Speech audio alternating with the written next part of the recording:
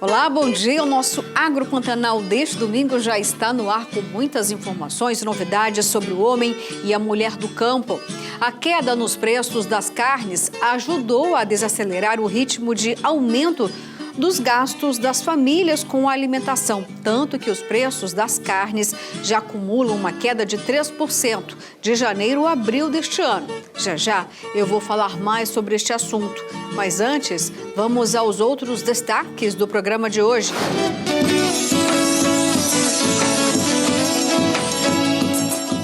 A Confederação Nacional da Agricultura elabora propostas com o objetivo de contribuir na elaboração do Plano Agrícola e Pecuário 2023-2024. O documento foi entregue ao ministro da Agricultura, Carlos Fava. Embrapa realiza evento sobre a adoção de arroz sob pivô central em rotação com feijão e outras culturas durante a Tecnoshow em Goiás.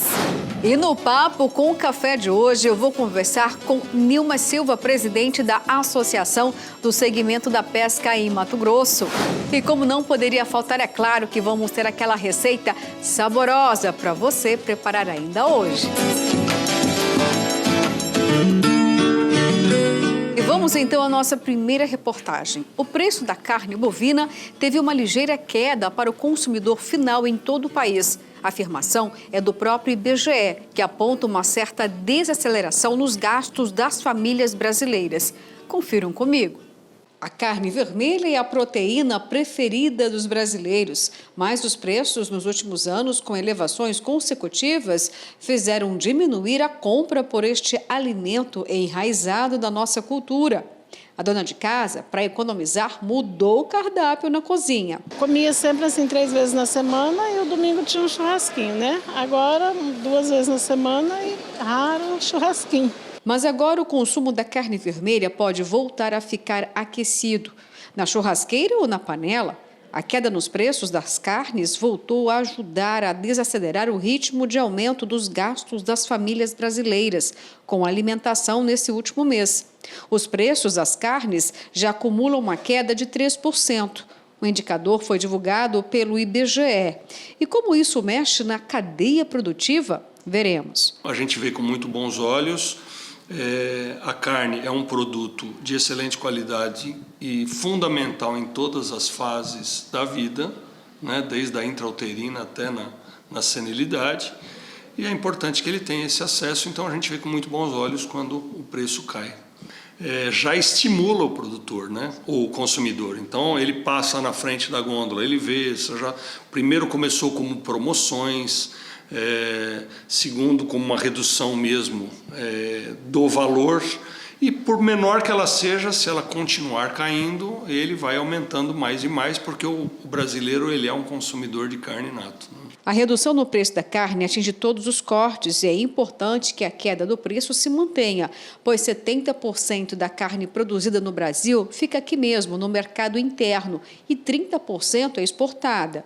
Portanto, o mercado produtor precisa manter a cadeia em alta. É fundamental que as contas se equilibrem, mas o mais importante do que cair o preço é o que a gente mais preconiza. O consumidor ele tem que ter renda. Então precisa ter um emprego crescente, como a gente vê aí no Mato Grosso, seja em todo o país. Quando a pessoa consegue um emprego, a primeira coisa que ela faz é fazer um churrasco para comemorar. Então, se tiver pleno emprego e ele tem a renda, ele consegue adquirir de forma a manter a sua mesa farta e, ao mesmo tempo, remunerar o produtor. E o consumidor quer ajudar, sim, o setor. Quer comprar mais, do jeito que o brasileiro mais ama, fazer a carne vermelha. A gente vai mudando, conforme vai subindo, você vai procurando opções mais baratas, né? Frango, ovo já foi também, né? Não dá mais, mas o peixe, né? A gente muda. O peixe não está mais caro que a carne vermelha? Porque você compra de tanque, né? Aí não é mais caro. Está torcendo para ter redução de preço? Espero. Muito. Se reduzir preço, a gente come mais, né? Faz mais churrasco. E o governador Mauro Mendes participou do Fórum Político de Dinâmica de Empreendimento e também da inauguração do Parque de Exposições em Porto Alegre do Norte. Mendes ainda ouviu as demandas de lideranças da região do Araguaia.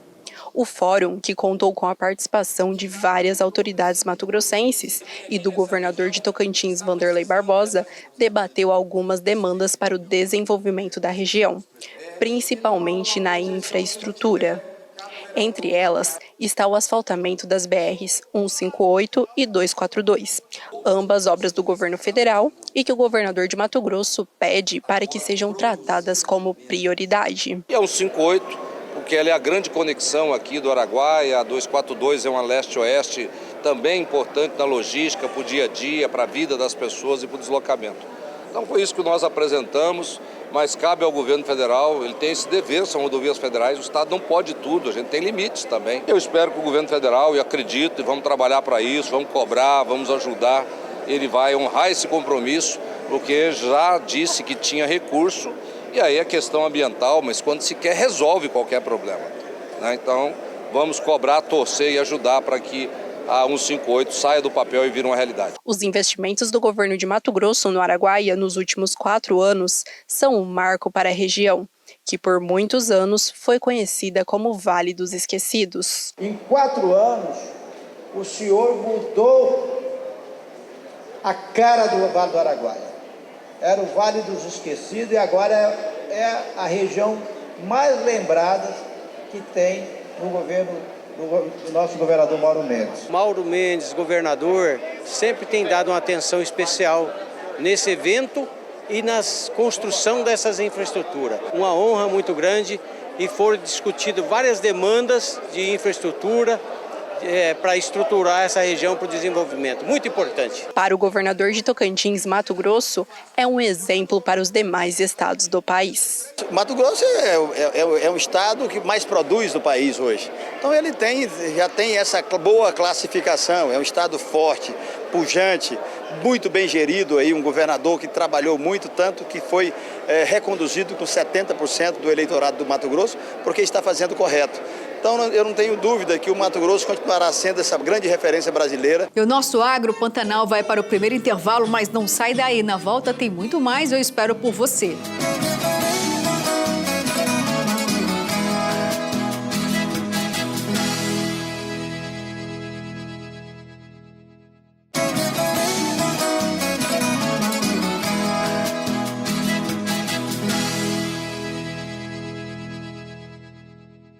Olá, estou de volta e depois de ouvir produtores rurais de todas as regiões do país, a Confederação Nacional da Agricultura, a CNA, elaborou um conjunto de propostas para contribuir na elaboração do Plano Agrícola e Pecuário 2023-2024. Aumento e garantia de recursos, redução dos juros e prioridade para pequenos e médios produtores são alguns dos pontos prioritários. O documento já foi entregue ao ministro da Agricultura, Carlos Fávaro. Vamos conferir na reportagem do Sistema CNA-Senar.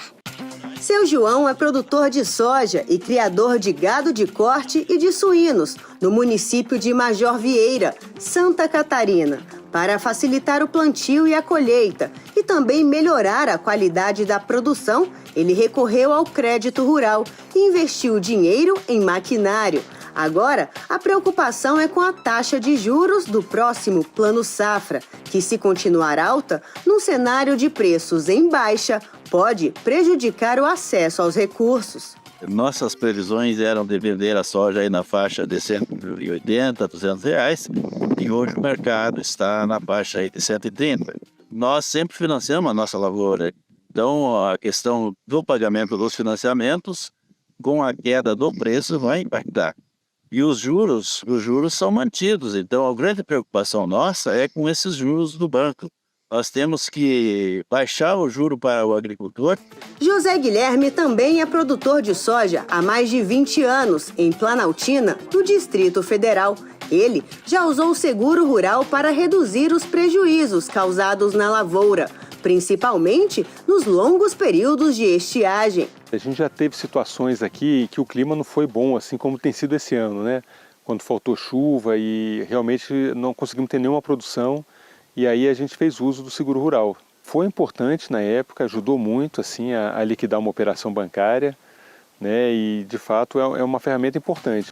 E para atender às demandas do José Guilherme, do João Francisco e dos milhares de produtores rurais brasileiros, o novo Plano Agrícola e Pecuário 2023-2024 vai ser lançado até junho. E para contribuir na elaboração desse importante instrumento de política pública, o presidente da CNA, João Martins, entregou ao ministro da Agricultura e Pecuária, Carlos Fávaro, as propostas do setor.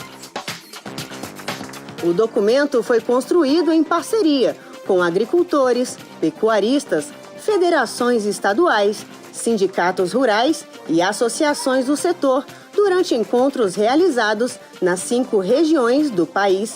Entre os principais pontos propostos estão: garantia de que os recursos do Plano Agrícola e Pecuário estejam disponíveis durante toda a safra, redução das taxas de juros das operações de crédito rural, R$2 bilhões para o seguro rural em 2023 e 3 bilhões para 2024, aumento dos limites da renda bruta agropecuária para incluir produtores no crédito rural.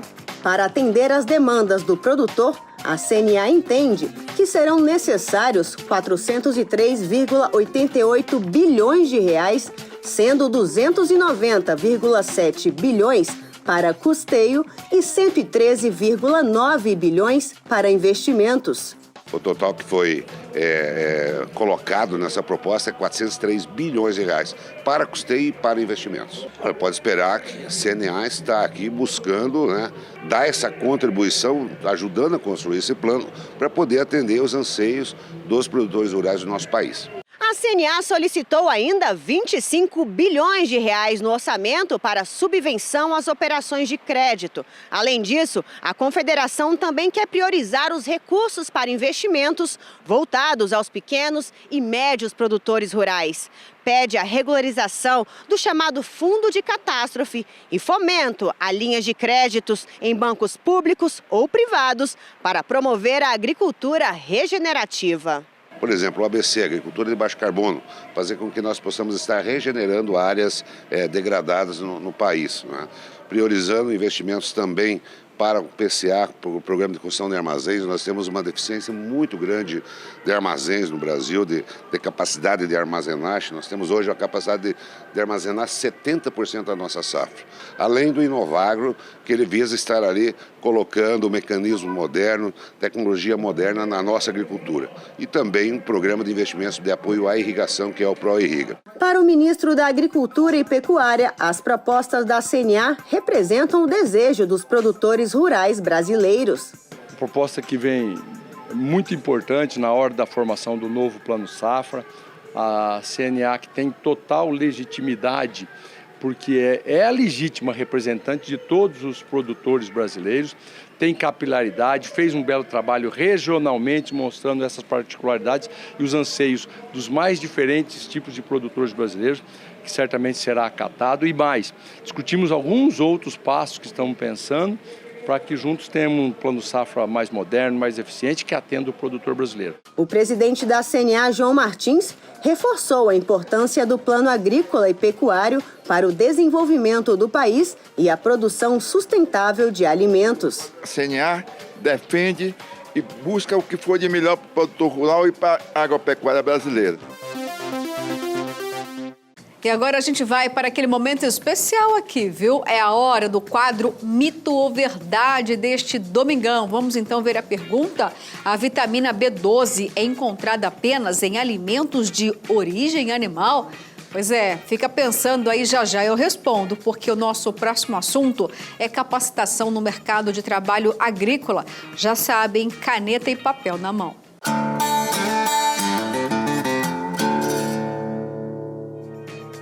O Sistema FAMAT e os sindicatos rurais oferecem os seguintes cursos. Em Vila Bela da Santíssima Trindade tem produção de derivados do leite, requeijões, doces, iogurte, manteiga. Começa dia 15 de maio e vai até o dia 19. Informações pelo 6532591018. Em Várzea Grande tem cortes especiais de carne bovina. Começa dia 9 de maio e vai até o dia 11. Informações pelo 65 3041 7169. Em São Félix do Araguaia tem avicultura básica Sistema Caipira. Começa dia 22 e vai até o dia 26. Informações pelo 66 3522 2029. Em Matupá tem produção caseira de conservas, vegetais e hortaliças. Começa dia 15 de maio e vai até o dia 20. Informações pelo 66 3595 2426. Em Rondonópolis tem hidroponia. Começa dia 22 de maio e vai até o dia 26. Informações pelo 66 3423 2990. E agora vamos para mais um intervalo, mas daqui a pouquinho eu estou de volta. Não sai daí, eu fico aqui esperando por você.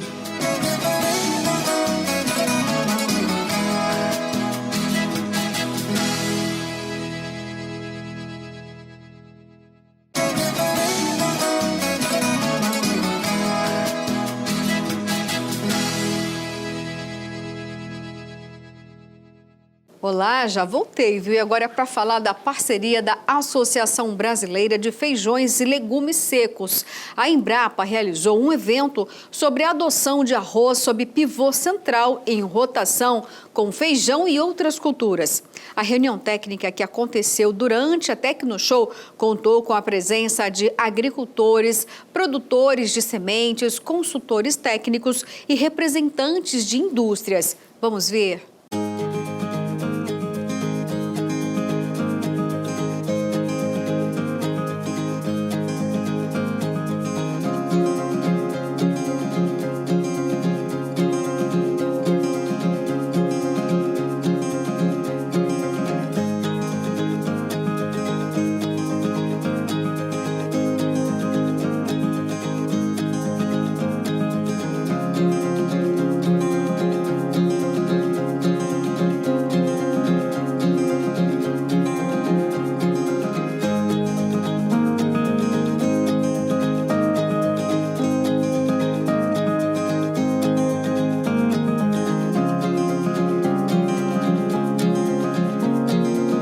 Esse evento que nós estamos realizando hoje está sendo um sucesso total, principalmente porque nós estamos contando com a presença dos nossos parceiros, produtores, indústria, sementeiros, ou seja, toda a cadeia produtiva está reunida aqui conosco hoje para ver o que a Embrapa está trazendo de novidade em termos de sistema de produção. Nós trabalhamos com arroz e feijão, mas o nosso objetivo é como que o arroz e feijão se encaixam dentro do sistema de produção e favorecem as demais culturas e o sistema como um todo. E o evento que nós acabamos de fazer, nós mostramos quais são as novidades técnicas que estão sendo colocadas à disposição dos produtores para que eles sejam estimulados a olharem tanto o feijão como o arroz como oportunidades dentro desse sistema de produção. Então, para nós, o nosso balanço do evento de hoje foi extremamente positivo.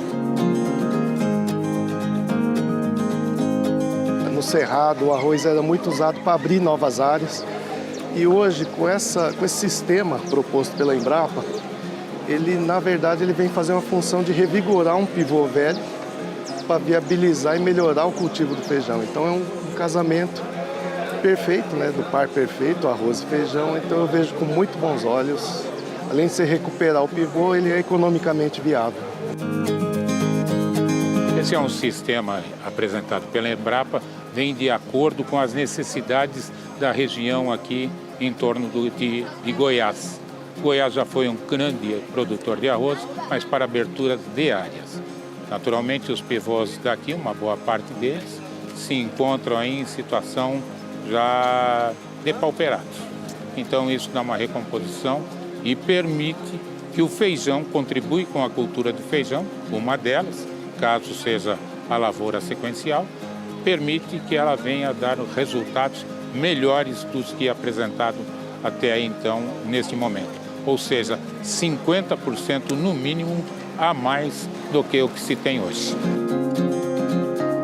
Porque o arroz já é muito importante, que ele já deixa hoje em torno de 100 a 120 sacos por hectare para o produtor. O produtor consegue fazer uma rotação, uma palhada para a cultura de feijão. ele quebra praticamente todos os ciclos das doenças de solo. Com isso, ele consegue obter uma alta produtividade no feijão.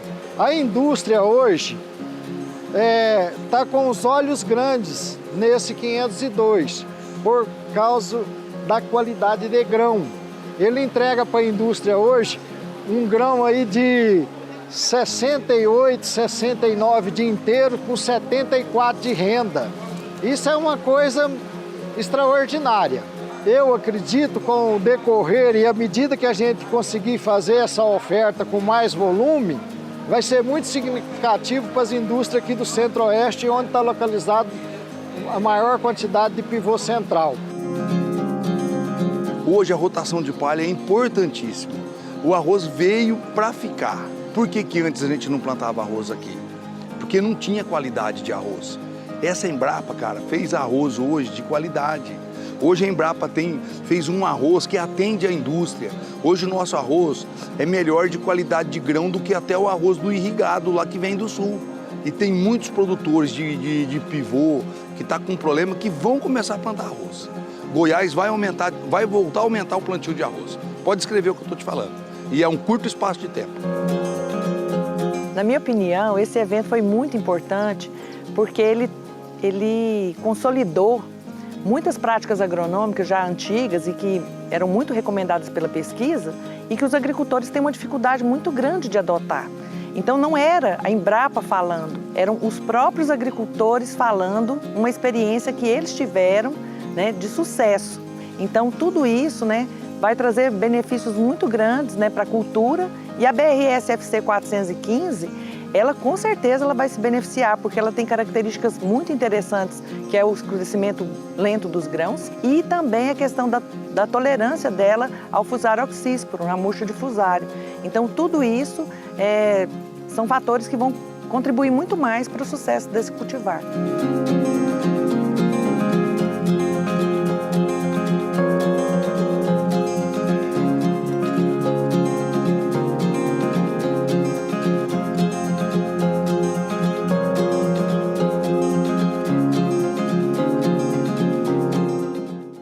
Vamos continuar esta edição falando da Operação Amazônia. O governo do estado aplicou só no primeiro trimestre deste ano 277 milhões em multas e embargou 43 mil hectares por crimes ambientais, como desmate e incêndio. O problema é que a maioria dos denunciados recorre da decisão. Os detalhes na reportagem de Oliveira Júnior. Criada em 2009 para combater crimes ambientais com o auxílio da tecnologia, a Operação Amazônia já aplicou 5 bilhões e meio de reais em multas. A região noroeste do estado, que engloba municípios como Coniza, Cotriguaçu, Aripuanã e mais ao norte, Marcelândia, é a responsável pela maioria dos crimes ambientais, como desmate e queimada ilegal. Só este ano já foram atendidos 105 alertas de desmatamento e aplicados 227 milhões em multas. O problema é que todos os denunciados recorreram do montante aplicado. Nós conseguimos fazer uma melhoria muito grande com relação à aplicação das multas e também estamos melhorando os processos de julgamento. Então, antes demorava muito para se julgar, hoje a gente julga o processo dentro de um ano. Então, isso facilita com que a nossa Procuradoria possa entrar com ações civis públicas. Nós tivemos aí do ano de 2019 até 2022, entre as conciliações e as arrecadações, mais de 180 milhões de reais que foram recebidos das multas aplicadas. Mas nós estamos melhorando muito esses índices, porque a partir de 2019, quando nós conseguimos usar essas imagens de satélite, essas provas, elas ficaram muito mais robustas e confiáveis. Então, essa é uma prova incontestável perante a justiça, inclusive, que no passado poderia anular um auto de infração como este, e por isso a gente espera melhorar muito esses índices de arrecadação. Questionado sobre a prescrição dos crimes, o secretário executivo da SEMA garante que o índice caiu muito nos últimos anos. Nós hoje fizemos todas as medidas possíveis para que não haja mais prescrição. Os autos que estão sendo aplicados a partir de 2019, nós temos a segurança que eles não serão prescritos porque eles estão sendo julgados dentro do prazo legal e dando todas as defesas, as oportunidades que o infrator possa se defender também. Mas nós acreditamos que não haverá mais nenhuma prescrição desses autos que estão sendo aplicados hoje. E agora vamos para o nosso giro de notícias do agronegócio. O Ministério da Agricultura e Pecuária publicou as portarias que atualizam o zoneamento agrícola de risco climático para a cultura da soja nos estados da Bahia, Mato Grosso do Sul, Maranhão, Piauí, Pará, Rondônia, Tocantins, Acre e no Distrito Federal. As portarias dos demais estados deverão ser publicadas nos próximos dias. O ZARC é uma ferramenta de análise do risco que auxilia a tomada de decisão no campo, considerando a probabilidade de ocorrência de adversidades climáticas baseada numa série histórica de dados climáticos, além de características da cultura e do solo. No caso da soja, foram definidas as áreas e os períodos de semeadura, simulando probabilidades de perdas de rendimento inferiores a 20%, 30% e 40%, devido à ocorrência de eventos meteorológicos adversos, principalmente a seca durante a fase reprodutiva da planta. Novos parâmetros e fatores de risco foram considerados associando questões hídricas e térmicas, inclusive a probabilidade de ocorrência de geadas. Foram introduzidas ainda a nova abordagem dos riscos associados à água disponível no solo, o que permitirá em breve vincular também conceitos de manejo do solo e dos sistemas produtivos. Começou nesta semana a primeira etapa da campanha nacional de vacinação contra a febre aftosa de 2023. A campanha segue até o dia 31 de maio e cerca de 73 milhões de bovinos e bubalinos de todas as idades deverão ser vacinados. A primeira etapa de vacinação vai acontecer em 14 estados brasileiros: Alagoas, parte do Amazonas, Bahia, Ceará, Maranhão, Pará, Paraíba, Pernambuco, Piauí, Rio de Janeiro, Rio Grande do Norte, Roraima, Sergipe e São Paulo. Além de vacinar o rebanho, o produtor deve também declarar ao órgão de defesa sanitária animal de seu estado os dados. Espírito Santo, Goiás, Mato Grosso do Sul, Minas Gerais, Tocantins e Distrito Federal são pertencentes ao bloco 4 do Plano Estratégico 2017-2026 do Programa Nacional de Erradicação da Febre Aftosa, que não vacinarão mais seus animais nesta etapa, conforme portaria publicada no dia 3 de abril. A ação faz parte da evolução do projeto de ampliação de zonas livres da febre aftosa sem vacinação no país, previstas no PNFA.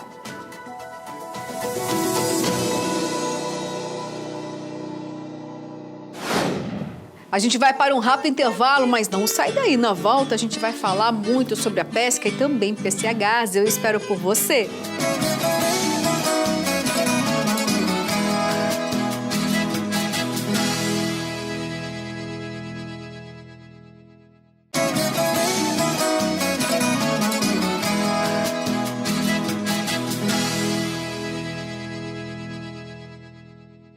E agora vamos falar de alimentação. Em Cuiabá, o tomate é um novo vilão na hora de preparar as refeições. O produto fez o preço da cesta básica aumentar novamente aqui em Mato Grosso. No mês de abril, o preço elevou cerca de 13%. Vamos conferir na reportagem de Nayana Bricá.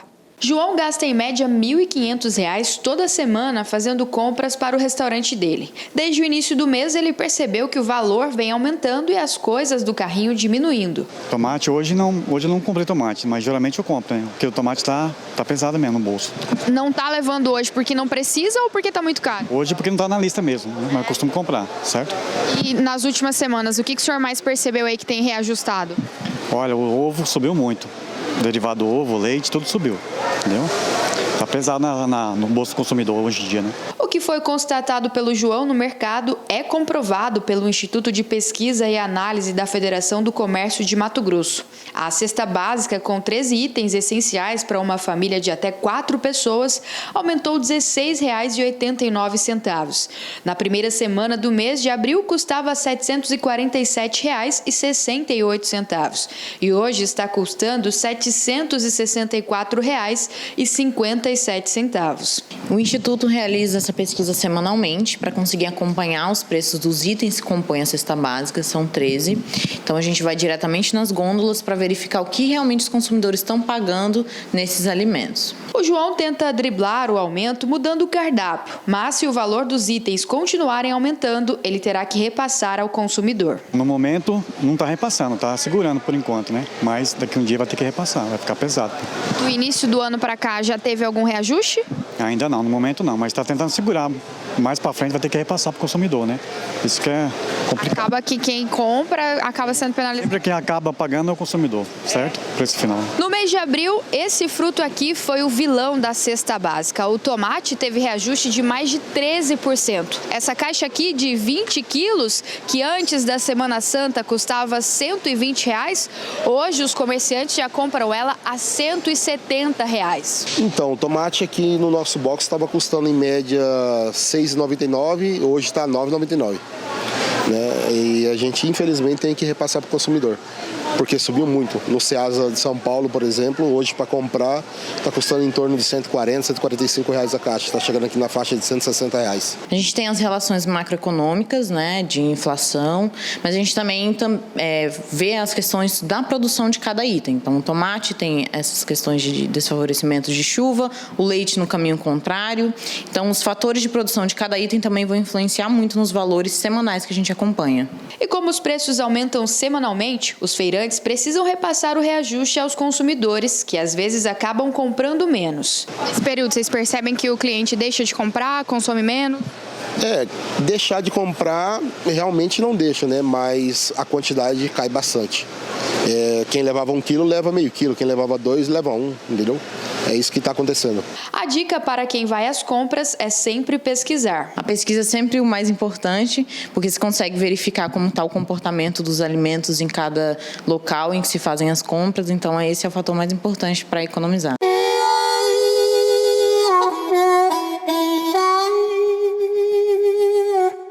E no Papo com o Café de hoje eu vou conversar com a Nilma Silva, presidente da Associação do Segmento da Pesca aqui em Mato Grosso. Recentemente, o ministro Edson Fachin, do Supremo Tribunal Federal, votou pela legalidade da lei estadual que proíbe a construção de usinas hidrelétricas e pequenas centrais hidrelétricas no Rio Cuiabá. O setor da pesca no Rio Cuiabá comemorou a decisão, mas considera apenas uma batalha nesta guerra pela preservação do rio.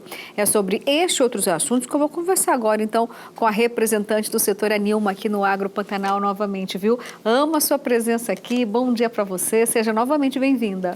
Bom dia a todos os telespectadores. Sou eu que me sinto lisonjeada para estar aqui nesse espaço com pessoa tão especial como você, Lu. Realmente, a população cuiabana e mato-grossense que ama o Rio Cuiabá. Como eu, a gente venceu uma luta, mas não vencemos a guerra. Saiu da esfera estadual, como todo mundo sabe, que foi uma luta árdua na Assembleia, 4 anos para aprovar uma lei para proteger o Rio Cuiabá. Parece até brincadeira, quem está me ouvindo. Mas é verdade. Querem destruir o Pantanal e o Rio Cuiabá com a construção de 6 usinas. Então, nós já sabemos que a Baía Cia Mariana e Chacororé vem perdendo 29% de toda a sua capacidade de água.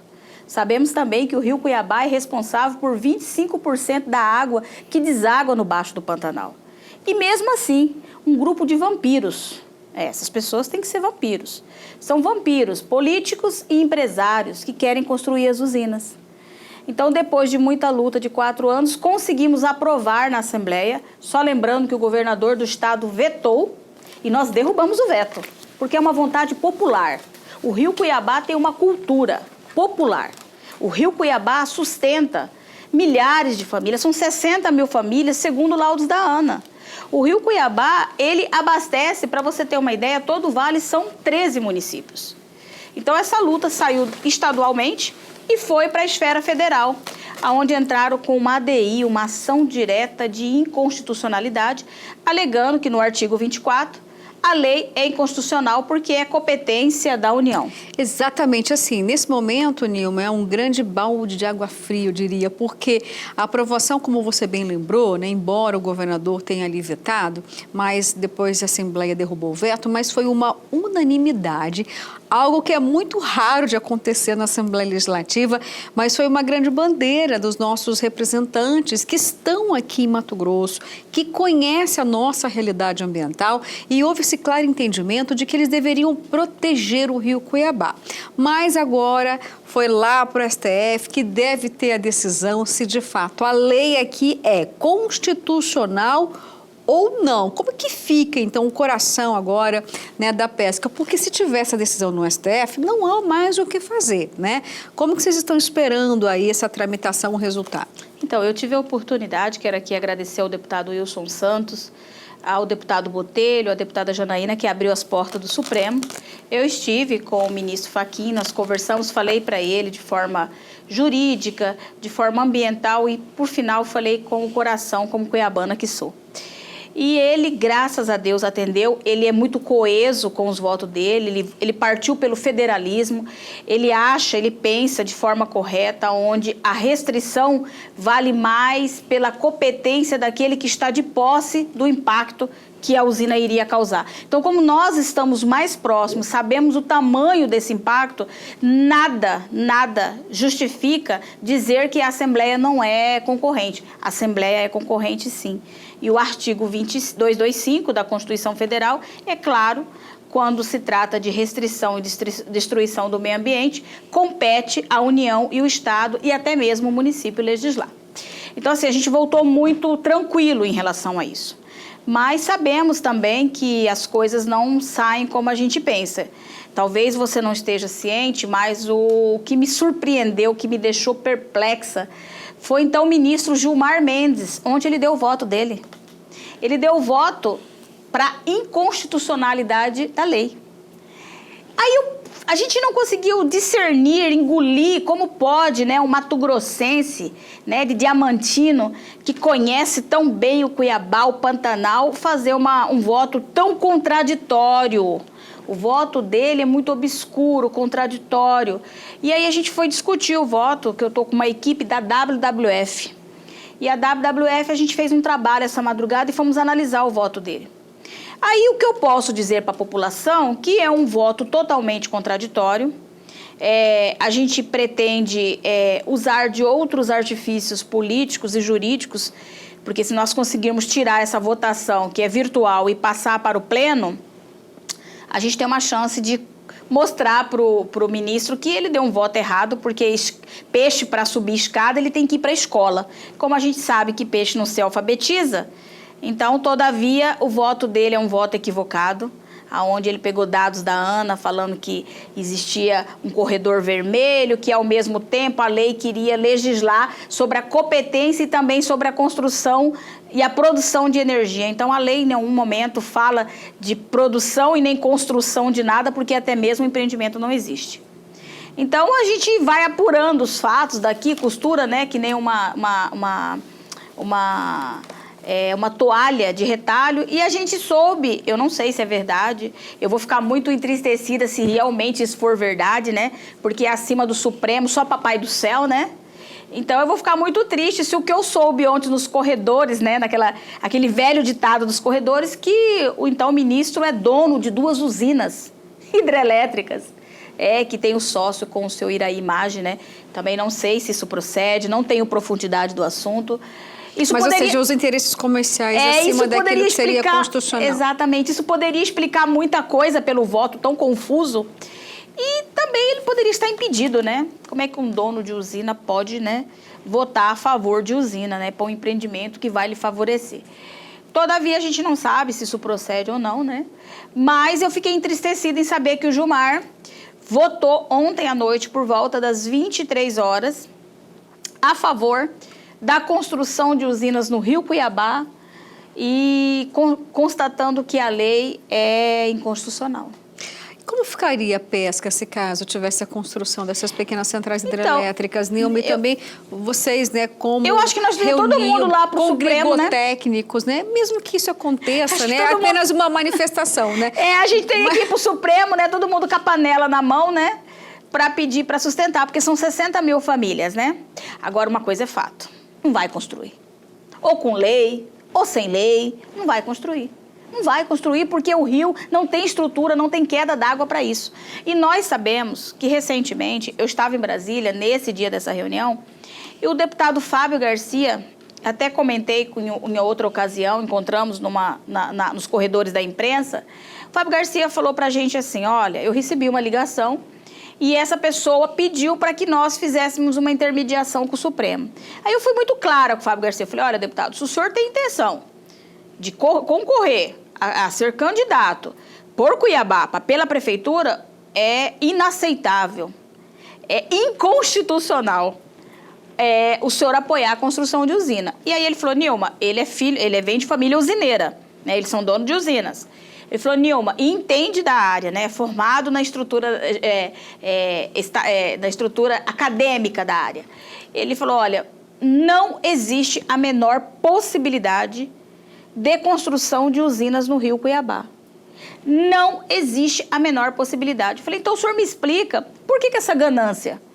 Aí ele falou para mim, falou para a deputada Janaína, falou para o deputado Wilson Santos, falou para o Wellington Fagundes, falou para essas pessoas, falou para o deputado Botelho, falou para várias pessoas que o intuito era uma especulação imobiliária. Então veja bem, você que está me ouvindo, eles querem desalojar mais de 1.000 famílias que estão ali há 2, 3, 4 gerações, que não quer morar no Alphaville e nem andar de Land Rover, quer comer o peixe dele, viver na vida dele que ele está ali. Sabe para quê? Para especulação imobiliária, fazer grandes tanques de águas, né? Porque quando represar a água, são grandes tanques, e vender aquilo ali para a classe AA. Tem cabimento. Olha, eu iria falar um palavrão se não fosse o horário tão cedo, mas tem cabimento uma coisa dessa? Então, assim, o que eu posso dizer para você que está me ouvindo? Que o que vai acontecer se construir 6 usinas no Rio Cuiabá? Primeiro que nós vamos assassinar o Pantanal. É isso que eu vou te dizer. Segundo, que o Rio Cuiabá e o Cuiabazinho é o maior corredor pesqueiro de peixe de Piracema do Brasil. Isso não sou eu que estou falando, não. É a Agência Nacional de Águas, a Fundação Eliseu Alves e a Embrapa Pantanal. Terceiro, nós vamos ter milhares de famílias desabrigadas, sem condições de colocar o pão de cada dia na mesa. E nós vamos fazer o quê? Nós vamos ficar a Deus dará, aonde existe meia dúzia de milionários que querem destruir o Pantanal. Agora, a gente tem uma ressalva. A população inteira que está ouvindo, todo mundo unido, tem outro potencial. Então, eu acredito permanentemente que, como nós saímos da esfera estadual, fomos para a federal e hoje meio ambiente é mundial. Então, nós vamos buscar todas as sanções possíveis. Hoje não existe sanções aí para quem desmata a floresta amazônica. Então, eu quero te dizer que quem entrou na luta conosco foi a Marina Silva. Nos recebeu semana passada e vai nos receber na próxima semana. Então, nós vamos colocar isso em papel estampado mundialmente. Eu quero ver quem é que vai ter o dedo para tocar no Pantanal. Então, a gente tem aí as estratégias. Eu acredito permanentemente que nós estamos no jogo. E o que eu tenho para te dizer é isso. É a fome, a miséria e o desemprego e o Pantanal seco. Mas aí seria uma interferência nenhuma da ministra no Poder Judiciário? A ministra ela vai ter um papel fundamental. A gente sabe da competência dos poderes, está lá no artigo 2 da Constituição, Legislativo, Judiciário e Executivo, né? A independência dos poderes. Mas nós também sabemos que hoje, além dos poderes, existe o quê? Existe a vontade popular. Então, eu acredito seriamente que o Pantanal é considerado um patrimônio mundial e aos olhos que a gente volta para a Amazônia, a gente tem que voltar para o Pantanal. E eu tenho boas notícias para o Pantanal aí, o BID Pantanal desde 1990 vem galgando aí, tentando emplacar e não tinha dinheiro, pois hoje nós já conseguimos o dinheiro. Isso vai ser notícia para os próximos capítulos, né? Então, eu quero te dizer que você cuiabano, você mato-grossense que ama e que tira o sustento desse rio aí. A gente precisa de todo o apoio possível, que você vá às redes sociais e que se manifeste, porque nós estamos fazendo uma peregrinação. Amanhã estaremos em Brasília, temos uma audiência com o ministro Toffoli e a gente vai levar um laudo para contrastar com o voto do Gilmar Mendes, que diz que escada de peixe é bom. Não é não. Nós temos estudo de cientistas aí do Brasil inteiro dando pareceres de graça, gratuito, para mostrar que o ministro está errado. E eu acredito, né, fielmente em Deus e acredito também que a natureza é tudo, que ninguém leva nada se partir desse mundo. A gente precisa de ar, água para sobreviver. E se nós não fizermos nada e deixar que a ganância e o poder sobretraia, passa por cima de tudo e de todos, nós não precisamos preocupar com as gerações dos nossos filhos, né? Então, haja agora, faça a sua parte, vá para as redes sociais, atormente esses deputados, atormente esse governador, mostre que o Rio Cuiabá é muito maior, que o Rio Cuiabá é um bem plural, pertence ao povo, não é da Nilma, não é do Wilson, não é de ministro, não é de Mauro, não é de ninguém, é do povo. Então é o povo que tem que proteger e se manifestar. Nilma, olha, eu espero recebê-la novamente aqui, mas para a gente trazer um resultado animador, viu? Aquele resultado que é capaz de salvar todo o nosso bioma aqui, o nosso Pantanal, o nosso Rio Cuiabá. Estou torcendo junto com vocês, viu? Para que a gente tenha um julgamento lá que realmente vai trazer a preservação ambiental. Exatamente. Então eu quero mais uma vez agradecer e dizer para você, cuiabano, que está me ouvindo, a gente venceu só uma luta. E o voto do Fachin foi um voto excepcional, uma verdadeira carta, né? Ele trabalhou muito o federalismo e ele entende, e eu também entendo, que quando se trata de meio ambiente existe uma lei maior, né? E fica aí essa luta que até dia 8 é o último voto, e nós vamos tentar fazer com que saia do virtual e vá para o plenário. Porque nós estamos como amigo Curis, né? E tem várias instituições do Brasil e do mundo que estão aí de olho nesse julgamento. Então, eu conto com vocês, vá às redes sociais. Você que votou para o seu deputado aí, que votou para o seu vereador, que votou para o seu governador, eleito ou não o seu candidato, peça para ele se manifestar, peça para ele vestir essa camisa do Rio Cuiabá. E pense 2 vezes antes de votar. Recado dado, Nilma. Obrigada, querida.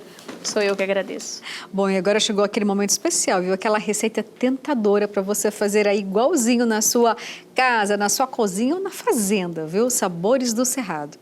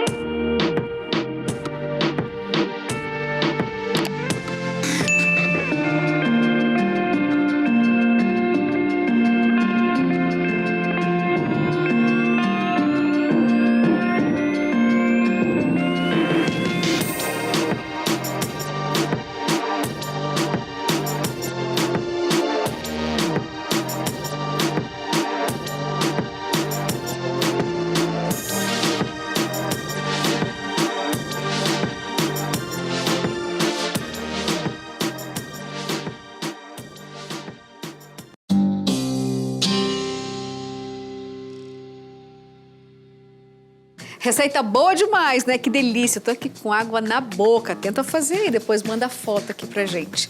Bom, vamos então saber a resposta do nosso quadro Mito ou Verdade deste domingo. Lembra qual que era a pergunta? Vamos à tela então. A vitamina B12 é encontrada apenas em alimentos de origem animal? Pois é verdade, é isso mesmo. A vitamina B12, também chamada de cianocobalamina, é apenas encontrada em alimentos de origem animal, como peixes, ovos e carnes. Por isso, pessoas que são vegetarianas ou veganas, na maioria das vezes, precisam suplementar esta vitamina por não ingerirem nada proveniente de animais. Tá aí a dica para você, então, cuidar mais da sua saúde. E assim termina o nosso Agro Pantanal deste domingo. Obrigada pela sua companhia. Fique com Deus. E domingo que vem tem muito mais. Eu espero por você.